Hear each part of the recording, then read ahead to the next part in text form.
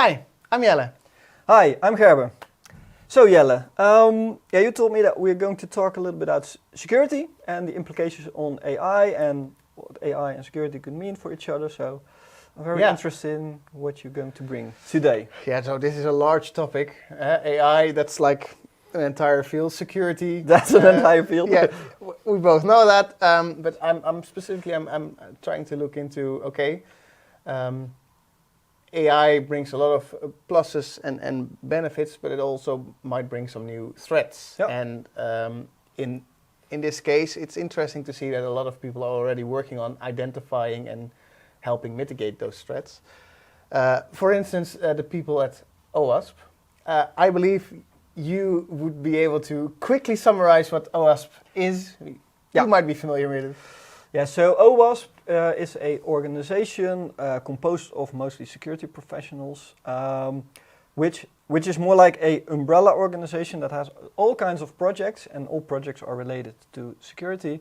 They have projects related to defining testing standards for security, but one of the things that most people know them about is the OWASP top 10s, and that are lists composed of security vulnerabilities in certain domains. So for instance, web applications, but also desktops. And now it's also trying to add or identify security vulnerabilities for large language models, for AIs. And it's nice to see if one top 10 is, if they should create one for AI or if it should be integrated, or I'm also interested in your view on that one. Yeah, no, I review. So thank you for that great summarization. I love that you speak about projects because that's really what it is. So the projects of creating top 10s for specific fields in AI, those are all like in various stages of completion. So whatever I'm saying today might be different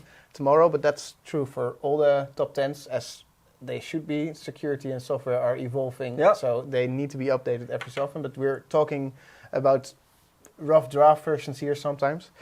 So the OWASP Foundation, because, well, we know defense in depth, that it's like an onion and you peel it off and every layer needs to add some protection if a layer is broken or rotten or whatever. That's just a lot of waste. You should have protected on each step, which makes it interesting because the most of the OWASP top 10s do not very explicitly talk about these layered approaches. So those problems can occur in one of those layers, right? Yes, and sometimes they're very specific. Okay, we're talking about identity and access management, for instance, but sometimes it's really vague.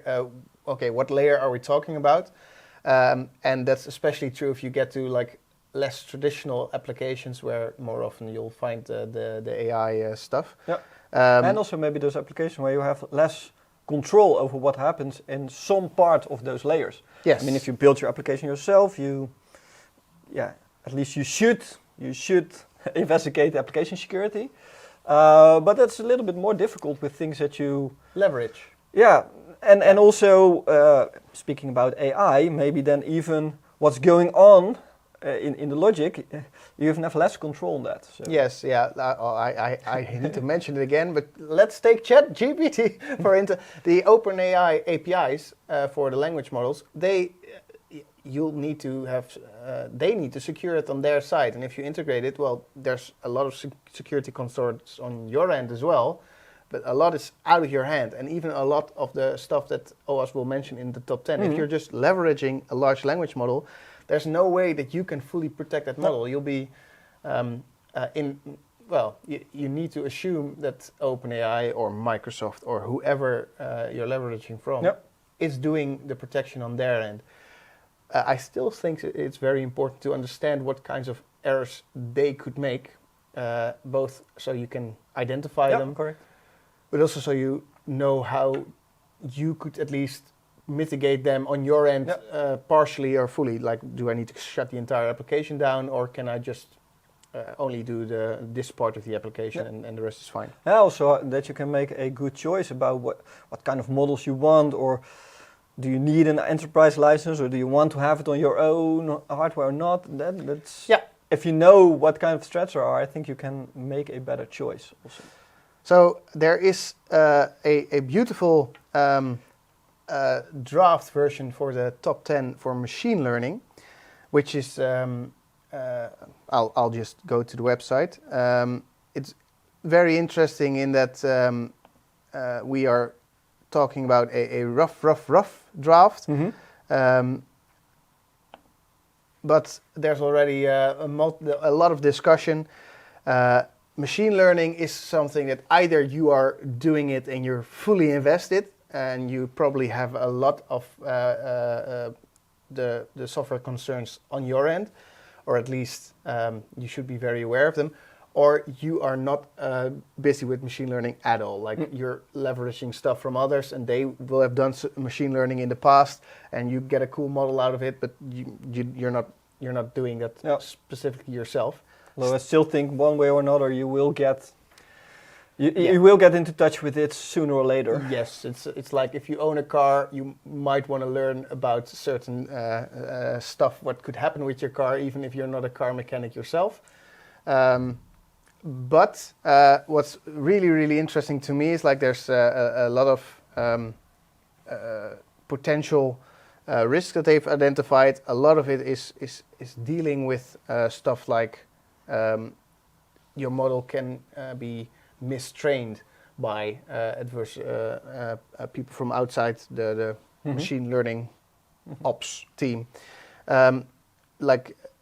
Let's take a look at, for example, model inversion attack. Have you heard about that?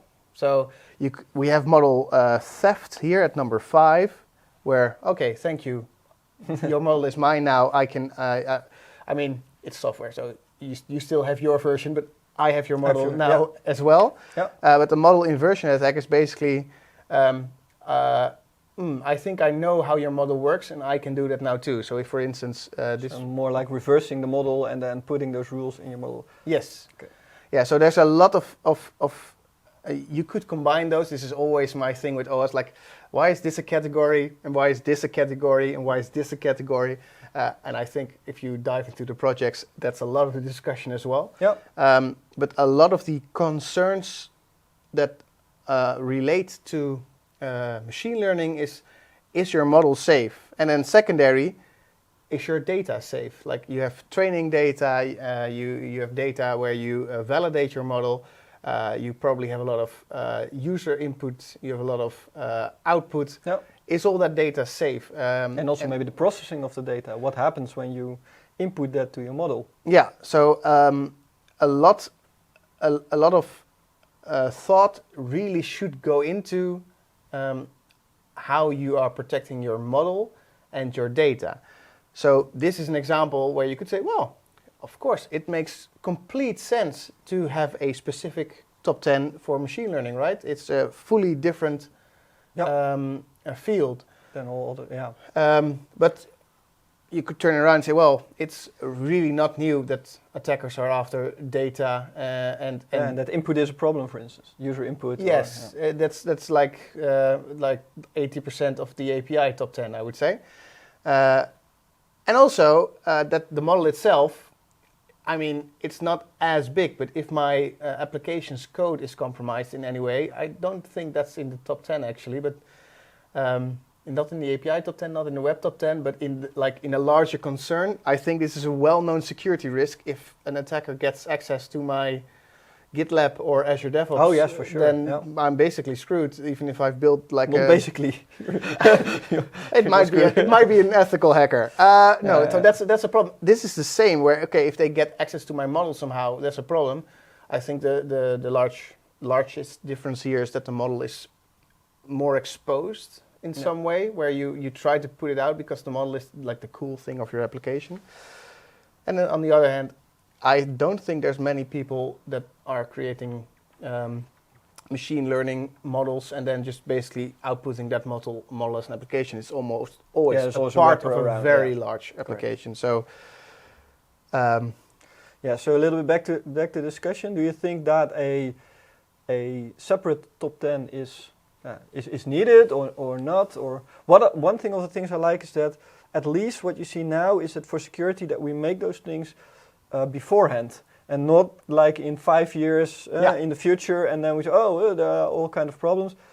And maybe this is not the best classification, but at least it is a classification. Yeah, no, so it's like with the categories, right? So why is this a category? Why is a transfer learning attack? I'll give people time to read. Now you know what a transfer learning attack is. Nice. Why is that a separate thing? Why is model inversion attack and model theft? Why are those separate things? Could you combine them together? That's a categorization problem. But also, which top 10s do we have? That's a separate categorization problem. And I think I would agree with you in that having a top 10 at least greatly increases the attention that there is on security for a specific area. You can refer to expertise. it, and you could say, look up those things, and at least it is a start of getting some kind of awareness about what thing could happen. And I think that's the key word. It should be a start. It should not be like a checklist, like, oh, I'm working with machine learning. Okay, I think I'm safe. Well, firstly, probably you're not safe. But secondly, it's just a small part of a very large landscape that you're using. And there's, besides your machine learning and your other APIs and your web application, if you follow those 3 top 10s and you're like, okay, my web top 10 is safe, check. My APIs are safe, check. My machine learning is safe, check. You're missing the larger picture where these things are integrated. And that's probably where I think it's necessary that this is a start for your conversation. Yep. So machine learning is one thing. I don't think like the majority of companies are directly involved with machine learning. But if we return to, for instance, a different top 10 for LLM applications, so that's, I would say, even more specific. Large language models. So there's a beautiful one. I know one of your favorites is the number 1, prompt injection, where basically the magic of words is going to be able to hack your system. But it's a more detailed version of injection that we already know in web applications. So, and ranging from SQL to I think if you go by this top 10, you'll see that it's basically a combination of API top 10, a web top 10, where we just call it differently. Like, okay, we have sensitive information disclosure. That sounds really similar to excessive data exposure. Well, and I don't think that's a category anymore, but still. Model theft, again. So the most interesting ones are the ones that are like completely different from the others. So over-reliance, for instance, like, you might be using LLMs for use cases that they're really not intended for because they're like high up on the hype scale at the moment. I think that's a powerful one because even though it's only number 9, it's not something that people will say about APIs. Ooh, you might be using APIs. Are you sure API is the right use case? So you're using a website. You might want to use an Android phone. That's a really big security risk there. So that's an interesting one because I think that's currently indeed a security risk for a lot of LLMs where people are leveraging stuff and just throwing stuff at the wall and hoping that it sticks. And it turns something comes out. That they are massively underestimating the... Far better off with maybe a far simpler... maybe a simple if-else statement would have been enough. Could have done a lot more. And then by using that, you're introducing also all kind of risks that you would not have. Yes. So this the large language model top 10 is a lot further in the development. So this is basically a version 1. So we have a top 10 that's agreed upon, although it is kind of changing. So again, prompt injection, that's basically injection. Insecure output handling. Okay, so we know that we need to validate on both ends. That's not new. Training data poisoning is basically what we saw for machine learning. Denial of service. We know that one, right? Supply chain vulnerabilities. Okay, so we know, we talked about this. We know that if you're leveraging other stuff, it might be a problem and you need to be aware of that. Disclosing information. Insecure plugin design is again one where I'm like, okay, so it's nice, it's really specific, but it's also like, okay. It's a supply chain attack in principle. Yeah, right? Basically you're saying you're using this kind of application, it might be insecure. I can see why we're warning people for that, but is this really a specific thing to LLMs? Excessive agency is basically being over-authorized, so maybe not everyone should be an admin. Over-reliance, that's like basically what we talked about, where we say, we're turning into a society where everything is turning into an LLM. Is that really what we want? Are you sure you want that? The question if this is a really security risk, or more like a deeper philosophical discussion about models. And as it could be a security risk. As most of our beta talks tend to go to philosophy, let's return and talk about model theft, which is, I think, a very clear one where, if I, not even just model theft, but if I just can get the system prompt or a meta prompt of an LLM, that could give me a lot of valuable company data where I could basically recreate your LLM, because a lot of people do not train their own LLM. They leverage an LLM and then just use start some prompting and then they're done. So it's really interesting, but where I think it does shine, where I think a difference can be made, is, for instance, OWASP created this picture where it shows you the landscape, the architecture of a typical LLM application, and the kind of the entry in the top 10 where you should be aware of this. So this, I think, really helps wrapping your mind about where to look for security risks. You can expect what kind of problems. So in this case, I say, okay, I now, even though I just flamed the LLM top 10 for being basically a duplication of other stuff, this is where I think, okay, this is interesting, because now I'm looking at my architecture and I'm going, oh, right, this is where I do this. Oh, yeah, oh, yes, so I need to be aware of denial of service at this level. Of course, that makes sense, but now that I see it in a picture, I can work with that. Yep. So I think this is where I hope lots more of this kind of illustration will go even in further specialized cases. Yep. But then, of course, you'll need to zoom out again, and for each application that you're working with, you'll need to create your own, let's say a visualized risk assessment.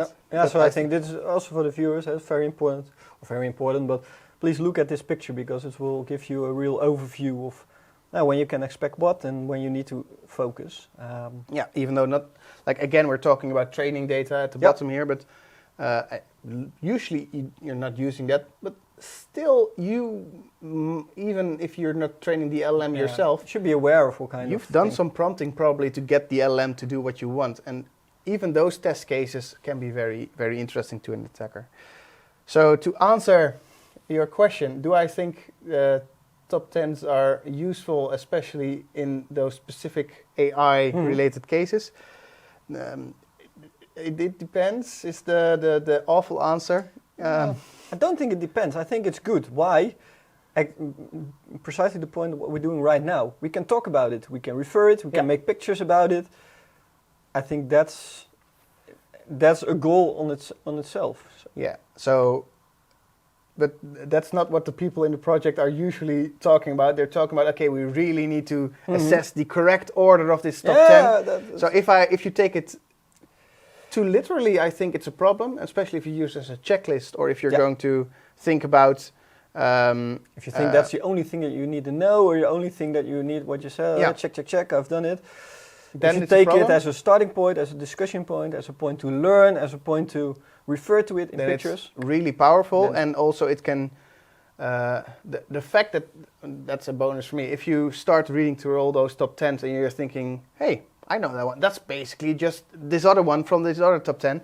I think that's one of the most important concepts in security that you can have, where you're, just like in software, where you're like, oh, I know this is generics, or oh, this is just string manipulation, or oh, this is a useful case for, I need to start adding an interface here, or this, I need to inverse control, where you're basically just going on autopilot, like I've wrote with this bug then before. You incorporate it in your work and your routine. Yeah, if you're doing a new kind of application and you have not secured it before, but you know that denial of service and input validation are important, and you can map that to this specific use case. I think that's where you'll get, that's where the experience really shines.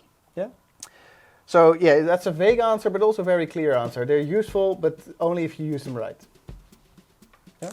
I think. That's my opinion, at least.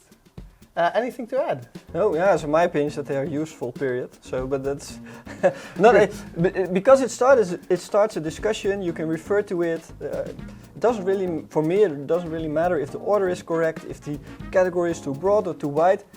It let people discuss about it. Oh, this should be in this category. But at the moment they are discussing it, it means that they are thinking about it, and so that's my standpoint. If we have any project contributors who are now going, no, the order is very, very important. Sorry. Then no, just comment. Let us know, and maybe we'll learn something. Yeah. Thanks very much. Yeah. Thank you very much. Thank you. Bye bye. Bye.